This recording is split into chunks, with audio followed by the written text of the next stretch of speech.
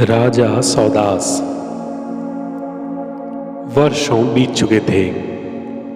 सौदास नाम के एक राजा ने राजनीति को नहीं जानते हुए अपने राज्य में दान, धर्म, हवन तथा धर्म स्थापना के लिए किए जाने वाले सारे कर्मों पर रोक लगा दी। पूरा राज्य बुरे कर्मों से ग्रसित हो गया। राजा भी क्रूरता की हदें पार करने लगा। जो कुछ थोड़े बहुत संस्कारी और धार्मिक लोग बचे थे वे भी नगर छोड़कर जाने लगे। आसपास के राज्यों में भी सौदास राजा अपने बुरे कर्मों के लिए चर्चा में था। उसकी क्रूरता दिन प्रतिदिन बढ़ती ही जा रही थी।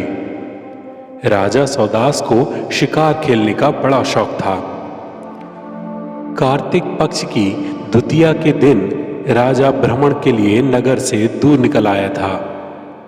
वहां कुछ लोग महाराज चित्रगुप्त की पूजन कर रहे थे।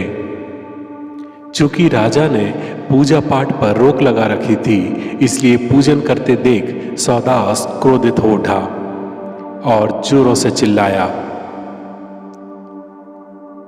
हमारे राज्य में पूजा करने पर पाबंदी है। तुम लोगों की इतनी हिम्मत कि मेरी आज्ञा को उल्लंघन करो। तब एक बालक ने निर्भीकता से कहा, आप नाराज मत होइए, पूजन में विघ्न उपस्थित हो रहा है। जब तक पूजन हो रही है तब तक आप यहीं बैठकर इंतजार कीजिए। सौदास से किसी ने पहली बार इतनी निर्भीकता से बात की थी। दैवी योजना से यह बात राजा को पसंद आई। राजा सौदास बोले, ठीक है, मैं यहीं बैठता हूं। तुम्हारी पूजा पूरी होने के बाद मैं तुम लोगों को कड़ा दंड दूंगा। वह वहीं बैठकर पूजा पूरी होने का इंतजार करने लगा। उसे पूजन देखते देखते स्वयं पूजन करने की इच्छा जागृत हुई। पूजन के उपरांत आरती प्रारंभ हुई। सभी उपस्थित जन खड़े हो गए। ना जाने क्या हुआ कि राजा सौदास भी आरती में खड़ा हो गया। आरती पूरी होने के बाद प्रसाद वितरण किया गया। सभी लोग राजा के पास जाने से डर रहे थे। तब वह बालक प्रसाद लेकर राजा सौदास के पास पहुंच गया और उन्हें प्रसाद देने के लिए अपने हाथ बढ़ा दिए। राजा कुछ क्षण रुका, फिर उसने भी प्रसाद लेने के लिए अपना एक हाथ बढ़ा दिया। बालक बोला, प्रसाद दोनों हाथ से लेना चाहिए, इस तरह एक हाथ से नहीं। राजा सौदास को हंसी आ गई। उसका गुस्सा ना जाने कहीं खो गया। उसने अपने दोनों हाथ प्रसाद के लिए आगे कर दिए। प्रसाद खाते ही राजा सौदास का चित्त अद्भुत शांति का अनुभव करने लगा।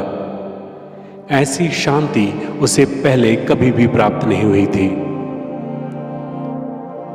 यह पूजा मुझे भी करनी चाहिए, इसकी विधि बताइए और यह भी बताइए कि ये जिनकी पूजा आप लोग कर रहे हैं वे कौन हैं? राजा सौदास बोला। उपस्थित जनों ने महाराज चित्रगुप्त की पूरी कथा और पूजन की विधि राजा को बता दी। राजा अपने राज्य में वापस लौट आए।